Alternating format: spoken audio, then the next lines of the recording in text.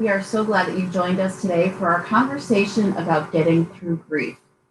You know, if you've ever experienced grief, you may feel like you are in the bottom of a deep pit with no way out and no hope. Our guest today, Reverend Michael Newman, is here to share with us that that's not the case. You are not alone in your grief, and you are most certainly not alone in the pit. God is there with you every step of the way, and He has provided you with specific gifts to help you on your journey through grief and into a hope-filled existence. Mike, how are you doing today? Well, Elizabeth, I'm doing very well. It's good to see you and to be with you on this special day, launch day. It is. It is a happy book birthday to you for your two newest books, Getting Through Grief and Getting Through Grief for Youth, which I think is such a cool thing that you did a youth component, because we know grief doesn't discriminate when it comes to age. Yeah, I'm excited about both, but the youth version really excites me too, because I think, when you're young, you haven't been through a lot in life, you just don't have the tools or understanding of what's actually even going on. And that version is really very streamlined and memorable, I think very accessible to young people. And even adults can use it, but I think I just pray that it really is a lifeline for kids as they experience loss in a variety of ways. Absolutely. And as we're chatting today, we'll talk about these different gifts and how they apply to us and to youth. Listeners, if you have any questions about grief or about any of the specific gifts that we talk about today, please drop those in the comments, and we'll do our best to answer those as the conversation goes along. And I don't think Mike will be upset if I commit him to going back in and checking the comments later to answer any questions that may come in if you're watching this after we've ended the live broadcast. So please, by all means, let us know where you're watching from. Drop any questions that you have, and we'll take a look at those. So, Is that all right with Mike? Oh, yeah. Happy to do that anytime. Absolutely. Well, before we get into the specific gifts, there's a bigger picture that we need to be aware of. And we need to set the stage of that big picture. And it's the world, when we're facing grief, tries to give us platitudes and say, create a list, just power through. But we know that's not the way it works. Can you set that up for us about what the main gift is and how this is all different than what the world offers us? Yeah, and we could spend the whole time really talking about this. I think people would resonate to it as well, because when we have a conversation like this, or when we have a book launch of this type, there's far less streamers flying through the air and celebratory shouts, because this is really taking a deep breath and saying, wait a minute, aside from all the busyness and craziness in life, there's something deeper going on, and getting in touch again with the loss you feel, or the difficulty or challenge you're facing. And for some people, they can hardly even get out of bed today, can hardly even take a breath. They don't know how to take that next step forward, or if there's a possibility beyond the darkness they're feeling, this pit of grief and loss. So, when we start this conversation, it requires a little shift of gears for all of us. And it's what you're referring to exactly, that there are just real losses we experience, whether it's in relationships or a death of a loved one. And wow, during pandemic, who would have thought that hundreds of thousands of people in our own nation, let alone around the world, are experiencing the loss of a dear one of many different ages and many different situations in life. So there's all kinds of losses, economic loss that has happened, loss of dignity and self-worth because of some of the things that have fallen apart in life. The list goes on and on. And again, the world says, well, just, let's microwave this and forge your way through, get on to the next thing. You'll get over it.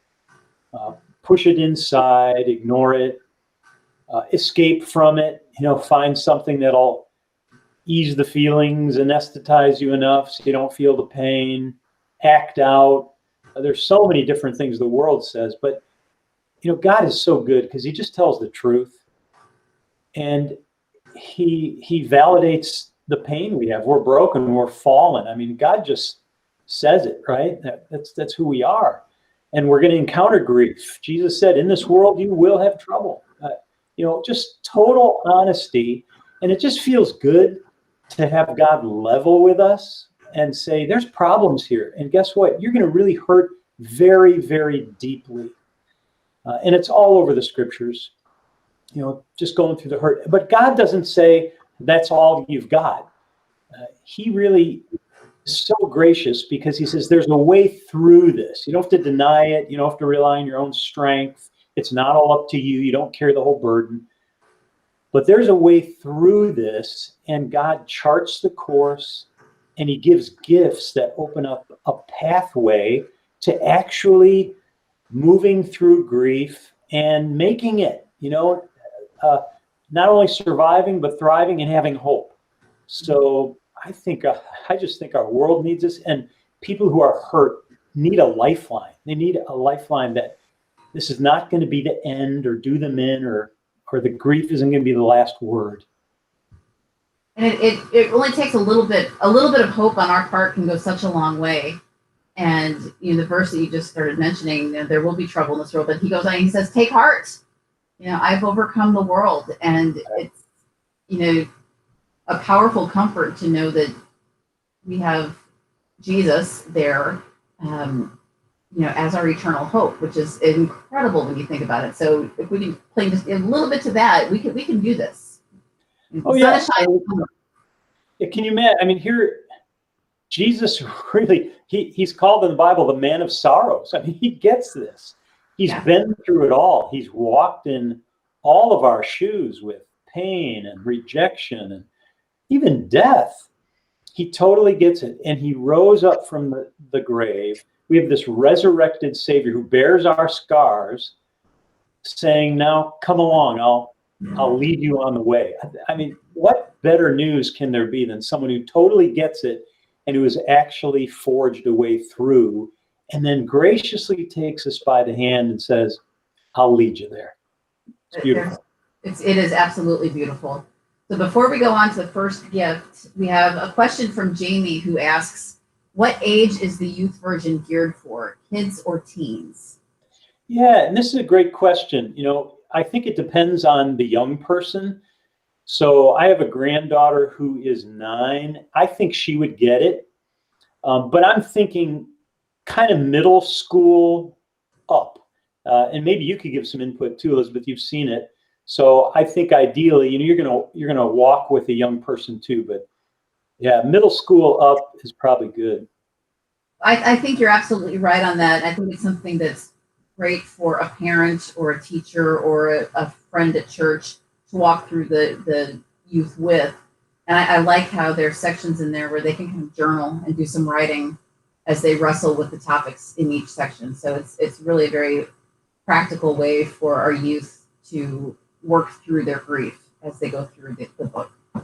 And that's the thing, when you go through grief, you become a little more attentive to feelings and perceptions. So I think even, my granddaughter around that age, see, when you have a child whose parents have split up, or who's lost a parent or a sibling, or even a grandparent, or who has really been hurt by friends or bullying, see, they're really tuned in. And so you can talk to them about, hey, let's cast our cares on God's shoulders here, because that's what he came for.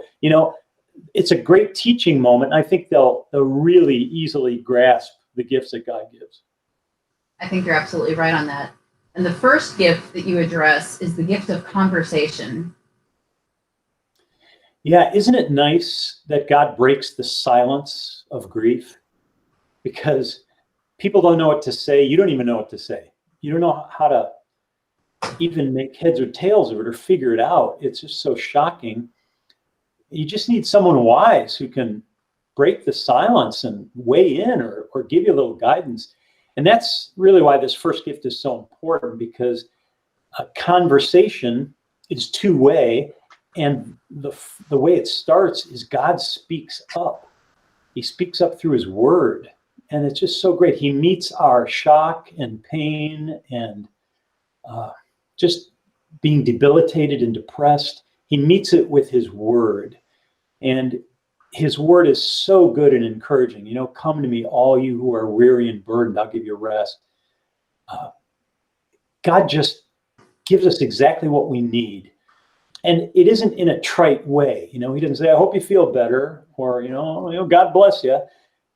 He really addresses the deeper issues of your heart. I think in the Psalms, when anxiety was great within me, your consolation, O Lord, brought.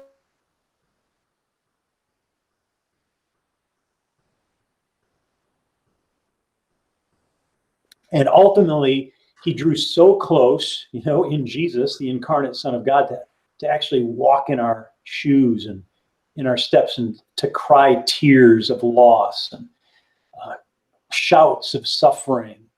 So that's the first part of conversation. The flip side of that is, and because he draws close and he starts the conversation, we have this great gift of response to him that we call prayer. The Bible calls prayer. And I think that I wanted to call it conversation and not prayer because, one, the two sides of it, and two, sometimes people think prayer is really too impossible or hard or formal. You need to be a qualified pastor or something to pray.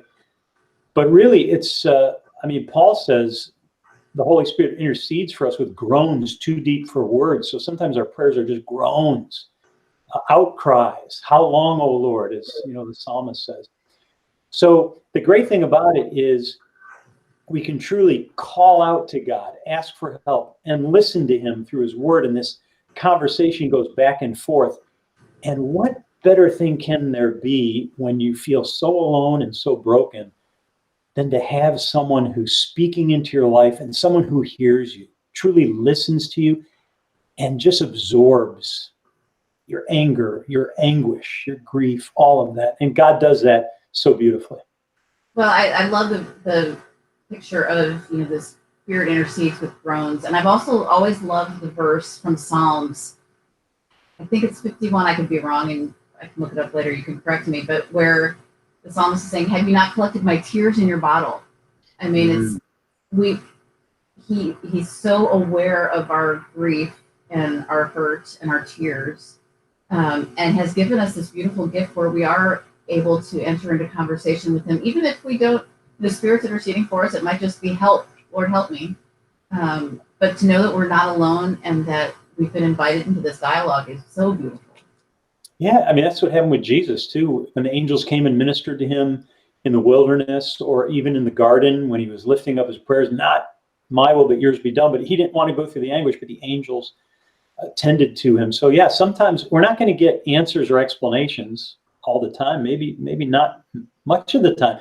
Even if we did, I don't know if it would do anything, because we're still hurting. There's still this deep, deep loss.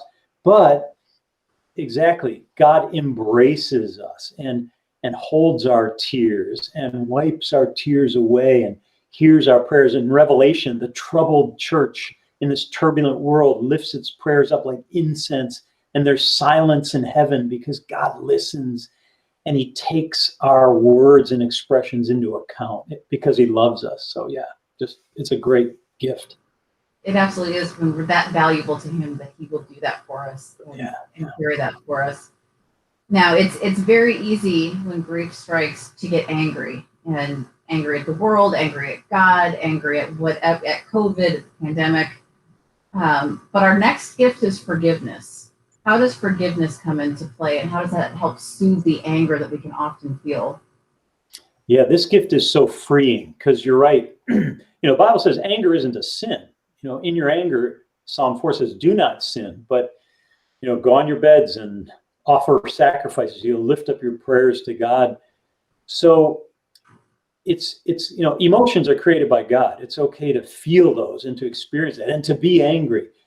The challenge is that can be toxic to your soul. It could turn you into a bitter and negative person. So God gives a real precious gift. Forgiveness, initially, it means to let go of, to release. And so sometimes if someone experiences grief, they may say, well, I can't forgive a person who hurt me, or I'm not going to just forgive and forget this whole situation. That's not what God is asking. Initially, this gift of forgiveness is allowing you to release and to cast your cares upon the Lord. So I think especially for kids, how important it is for them to know that when something happens, and so often it's just out of their control, it's out of all of our control.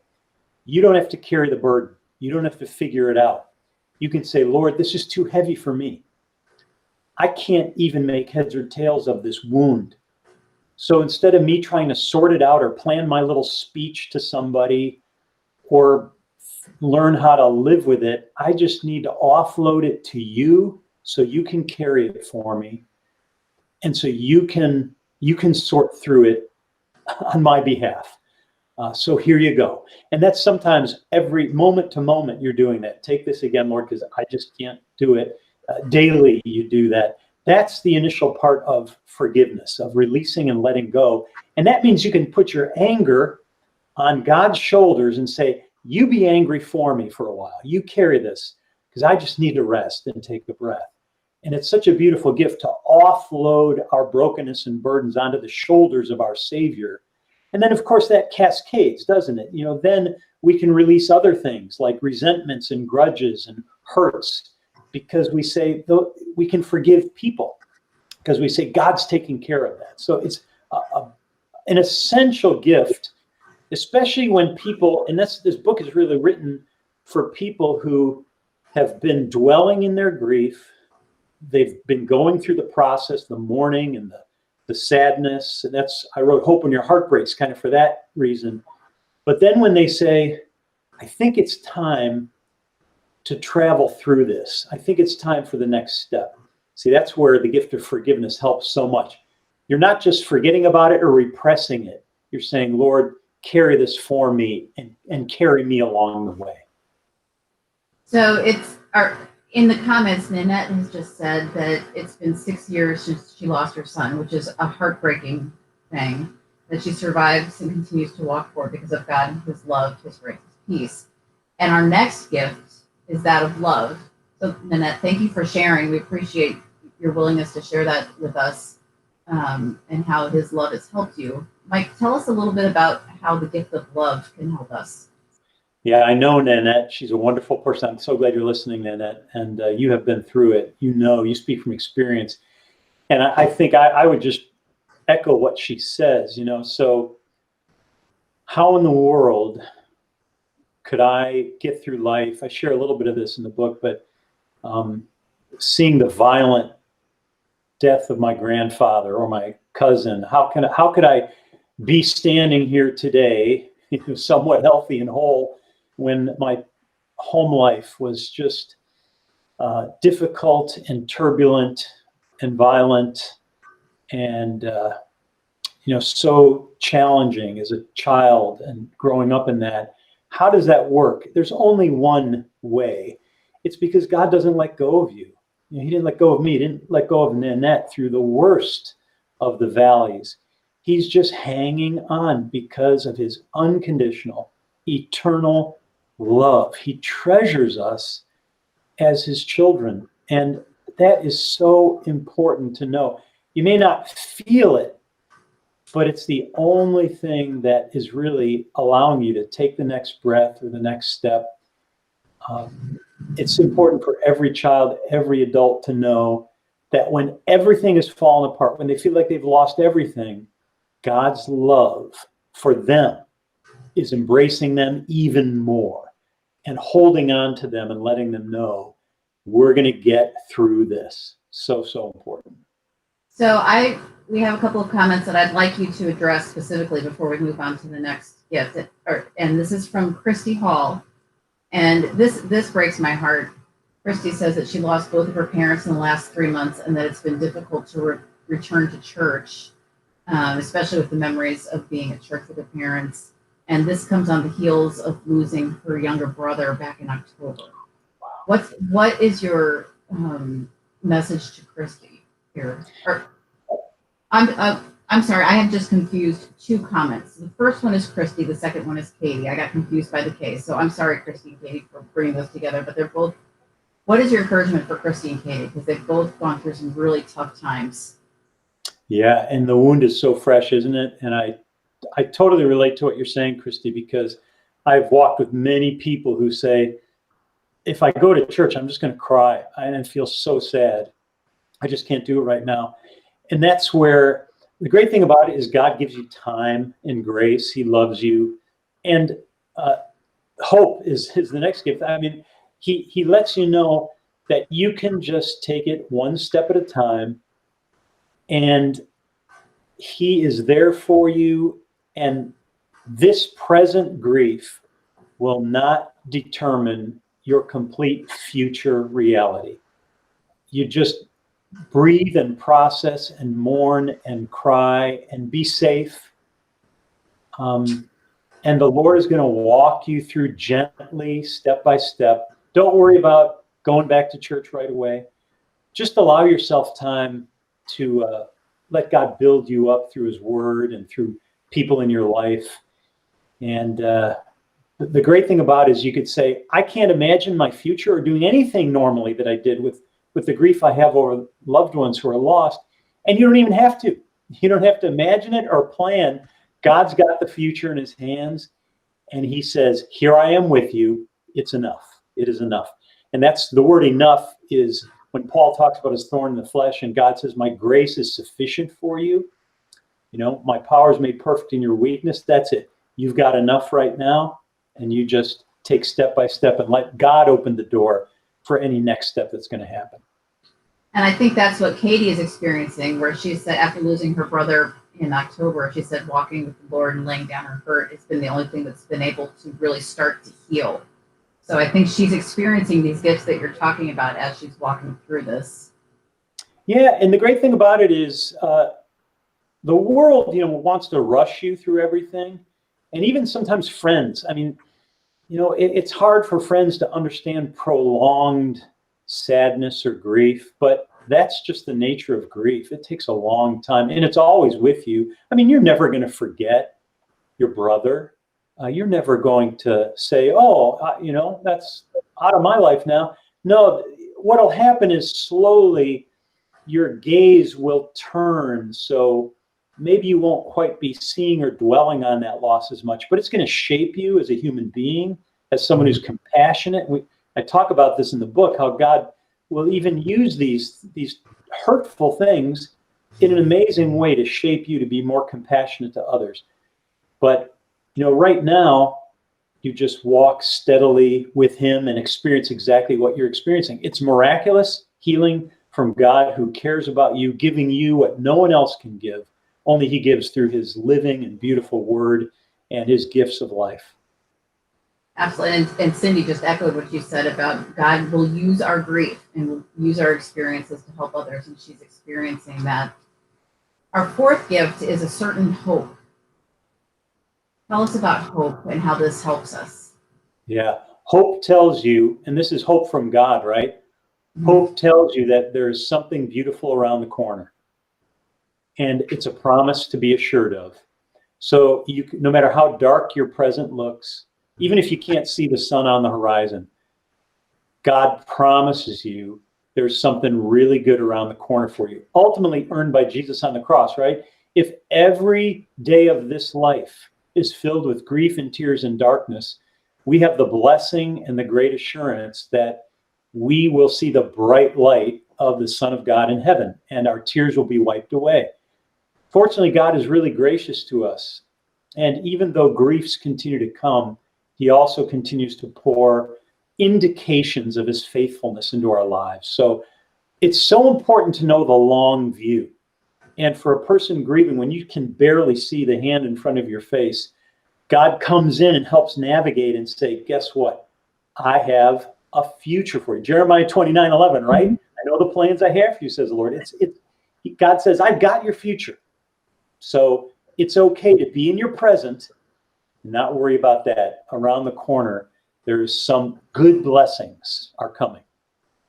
And that's so reassuring when you can let that worry go of it's not about, we can't figure out the future. We can try, but God's got his plan, and that's infinitely better than anything that we will ever dream up for our lives. So, as Christians, we know we're going to suffer. We're going to experience suffering. These things are going to happen. But our fifth gift is faith. Tell us about how that can help us as we're experiencing the suffering and the grief that we've had come into our lives. Yeah, so again, you see this as a pathway, God giving you his gifts to lead you through. And you notice as you gain that God speaks with you and you're interacting with him, you're casting your cares upon him. Then you see his love, you see his promise of hope. You see God is bringing you further and further through grief. And faith is such an important part of that. Now, some people may say, but I don't have strong faith. There's no way I can meet this grief. See, faith is a gift. This is the great thing about faith. It's not something we manufacture, we cause in ourselves. We exercise it, we use this gift. But ultimately, and I mention it in the book, faith is described in the scriptures as a shield and as armor. The beautiful thing about faith is that you're not in denial about your loss. You're not covering it up with some kind of outlandish belief that there's something better. Faith is the reality of God, his true presence in your life, shielding you, being a buffer to all the things pounding away at you, including the loss and grief that you experience. So in fact, faith is what holds you together as you move through this grief. And you live in that faith, in prayer, and as you walk with God, as you acknowledge him, as you hear his word. So it's something to recognize. And what I hope it does is it takes the stigma off of people who are struggling, that they have to be somehow this superhero of faith. What does a superhero of faith look like?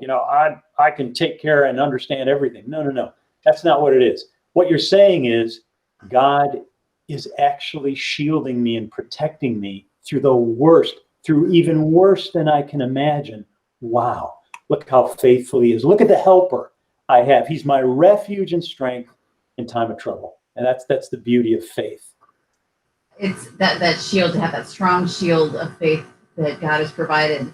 That's a nice little tease, whether you meant it or not, for Pastor Chris Kennedy's book, Equips, the Armor of God for Everyday Struggles, that releases next week. It's Texas month here in our CPH releases with Donna Snow and Mike Newman and Chris Kennedy. But next week, we're going to have Pastor Kennedy on, having a conversation here at the same time, and he'll be going into the shield of faith among the other pieces of armor. So it's a great book. Yeah, it is a great book. And it's called Equipped because that's the beautiful thing. God equips you. So we're talking about gifts. He equips you with gifts, armor, tools to navigate this crazy pathway of life. And it's so important to get fortified, right? That's what faith does. And that's why in the book, too, I talk about church and how church is hard sometimes during grief. But even like liking God or even believing in God is hard during grief. But again, I address that God enters our suffering. So this isn't about God who is really supposed to have everyone go through an ideal, perfect, pain-free life. And when he doesn't, we question his existence. This is about God saying, hey, let me just level with you about reality. You need armor. You need me if you're going to make it through this thing called life. We absolutely do need him. And that shield of faith is fantastic. Mary Hines says when she was in the earlier months of grief after losing her husband, God taught her that she had faith in her faith and not in him, and that it caused a lot of confusion, but that God is gracious and has led her through it. That's an important distinction. Such a great insight. And again, it captures exactly what we were just talking about. Very articulate, because sometimes we think it is our action, right? And then suddenly we crumble and we even question our faith then. But then we say, wait a minute, this is God doing his doing in us. When Hebrews says, by faith, the walls of Jericho fell, it doesn't mean that the people were so strong they can knock the walls down. It means God did it. God did it for them. And so that's a great discovery and a great way to articulate the truth of this gift. Absolutely. God gives us another gift, and that takes us to number 6, which is the gift of community. Tell us about we need God, and He's given us these gifts, but we also need each other, and He's put us together in community for a reason. Correct? Yeah, and maybe, so again, we go down this pathway as God leads us through. Honestly, when you're hurting, at least when I'm hurting, I'm not in the mood to be with a lot of people. It's just not something I want to do. It's hard to put on the happy face, right? And it's hard to just socialize. So this is a real tender area, and that's why I wanted to address it, because first of all, as you're going through grief, it may not be that you need to be socializing with others, but people need you. People need to understand a person who is going through real hurt. They need to be brought to an authentic conversation about what life really means, instead of just the surface kind of, hey, how's the weather and how's it going, and press the garage door and then be home alone. So when you're going through something that reprioritizes everything in your life, that shows you real meaning, that gets you in touch again with what's most important, people need you. And if God has given you this great gift of faith and his hope and his love, the people who don't know that need you, because you have an authentic witness. You're in the pit, right, with others, and they can hear you because you can totally relate and you have that authenticity of witness. So that's where community begins. God will use these tender moments for you to reach others who are going through these difficult times, or who need just an authentic blessing of reality. And then there'll be feedback that builds you up too, as you have real conversations. And suddenly, see, the community of faith, the church, people God has put together, begins to show that, wow, it's much more than just showing up on Sunday or going through the motions. This is about really bearing one another's burdens, bringing hope to other people, and being refilled and refueled by people who have those gifts to give as well. So it's really a beautiful new kind of discovery of the meaning of community. We definitely need each other. I love how you phrase it, that other people need us. And I kind of think about it just at a basic level for my world. If I'm grief-stricken or depressed or wanting to hide my head under the pillow at home, my kids still need me. They still need me to make dinner. They still need those basic things. And I know that's a very simplistic way of looking at it, but other people need us, even when it's hard for us to see that. So I love how you describe that in those chapters on community. Yeah. It kind of helps you be present, doesn't it? And that's going to be one of the gifts, but it helps you, instead of just half listening to somebody, it helps you really be there and say, what's going on? And what does this person need right now from me that I can give uniquely, because I have this vantage point that I didn't have before? It's a powerful thing. It is. And Katie just commented that she hadn't thought about it that way, that people needed her during her walk with grief, and how being so focused on her own healing and heaviness hadn't considered how she could help someone else. And God's going to use us no matter what's in our path, whether we're filled with grief or filled with peace or joy or confusion. God has a plan, and he will use us. It's interesting. My grandfather was shot and killed in a store robbery, and devastating experience for me and our whole family. Little did I know that as God walked with me and lifted me up, and I had no sense of destiny in that. It was just a terrible thing. No justification. Nothing made it good. It isn't good. God doesn't like it either. But I never would have thought that years later in my ministry, in the town I lived, there was a terrible robbery and mass shooting. Families, high school kids. And it clicked. I thought, God has prepared me for this. He prepared me to really understand and be able to actually speak to these folks from my own hurt and wounds and experience. And the same thing happened later in some of the mass shootings, and I've communicated with pastors. I never would have imagined that God would have prepared me to really understand the sudden theft of a life you love by a evil person who's, ending lives. But again, it just shows God says, people need you. And from your experience, even though it may be gut wrenching, I'm going to use you to bring my blessing to others. It's absolutely remarkable. You may not see it when it all happens and when you're walking through the valley, but I'll tell you, there's nothing like a heart awakened by loss to embrace another life and heart going through a difficult time. Yeah, that's what Paul said in Colossians when he said, we comfort others with the comfort we've been comforted with, right? That's really what it's all about. Really is. And it's so easy, I think, when grief strikes for us to feel like we've lost our identity, feel like everything that we've known has just come crashing down. But our next gift is the gift of purpose. And God had a purpose planned for you. What is purpose in terms of the gift that God has given us as we're moving through the progression through grief?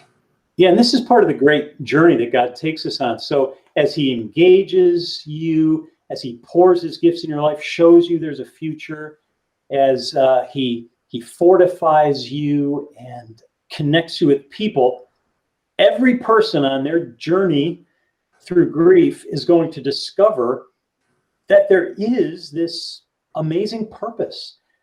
God has a unique mission for you.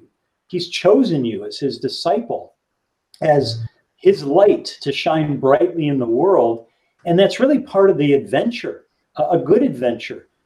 There's a friend of mine who lost her husband, and it took, it's the journey, but now she runs grief share groups at a church. I know some people have gone through broken relationships and running divorce care groups. There's others I know who are helping children who have wounds from their childhood and are pouring into those young people. And it may be not a lofty organizational purpose. Maybe it's simply you breaking a chain or a cycle of struggle and woundedness as you pour into your child or your grandchild, and you say, I'm going to give them a gift of life that I would have loved. And God has equipped me to do that now for them. So the great thing about this is, you've heard the saying, God doesn't waste any suffering, right? And we have that promise that he will use us as we are, broken and battered, to pour his love and light into people's lives. And it's fun. It's just, it's kind of a fulfilling thing to be able to see that, wow, God even can work purpose through what I thought was the most purposeless and the worst day of my life. And here he's using me to bless the world. It's a great promise. God promises it. It's amazing. Yeah. Our last gift brings us full circle. And you alluded to this a few moments ago, but the last gift is the gift of presence. And we're not talking presents wrapped up with a bow in a box for a child's birthday. We're talking about presence, as in being present with one another. Tell us about that and how that brings us full circle. Isn't it great that over and over again, God says, he speaks, he says, I will never leave you nor forsake you. Or, I'm with you always, Jesus said, to the end of the age. The hallmark of God, Emmanuel, God with us, incarnate, present in his word, present in the beautiful gift of Holy Communion where he dwells in us. It's no longer we live, Christ lives in us. The gift of baptism, as God calls us by name, makes us his own. It's just so good to know that we're not alone on this journey. And he draws close to us with everything he's got, his grace, his power, sustaining us, guiding us, wisdom. And that is what prevails through the darkest times and what lifts us ultimately out of the pit of grief. the other beautiful thing about it is, and that really encompasses all the gifts, right? It just ties it all together. That with God's presence comes everything, all the good stuff. And with that, God changes us to be people who can be present for others. There's a new sensitivity. It's something we need never forget. I remember a dear young, it was a young woman, a friend who was part of a church I served. She was 32 years old and she died of colon cancer. And I remember her even, assigning value to that statement. Don't just say something, stand there. She just needed people to be with her. And so for us, not to bring our agendas, not to bring our daily list of things to do, our worries, or fill all the open gaps of conversation with our stuff, but to be present with people who just need you there. What you're doing is you're following in the footsteps of God himself and bringing that gift of unconditional love, support, and strength. And such a wonderful gift that we've been given that we in turn can then share with others. This Getting Through Grief is a beautiful book. Actually, two books. We have one for adults and one for youth. And in these, Mike goes into quite a bit more detail on the 8 gifts that we've just talked about. I appreciate our listeners who shared some very raw experiences that they've had with us. Thank you for doing that. If you're listening after we've recorded, after we're done here, please comment, share your questions or thoughts, and we'll keep an eye on that and come back in. But Mike, these are beautiful resources that I think God is going to use in mighty ways to bless people who have been struggling with grief. So thank you for the heart that you've put into these. Well, thanks, Elizabeth, too. And my prayer, kudos to Concordia Publishing House for really understanding people's needs and for wanting to bless people.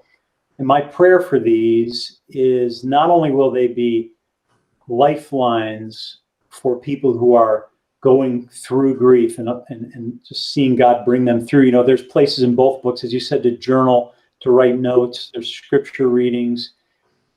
My prayer is also that these will be resources for people to give to others. So whether it is churches, pastors giving them to people going through grief, or neighbor to neighbor, friend to friend, it's a very readable, it's short, so it's 64 pages or something. They're just little devotions, very bite-sized, and they take a person on a journey. So sometimes you don't know what to say to a person who's experienced a loss, but I tell you what, you can come bearing a gift and say, I just want to give you this. I think it may help you.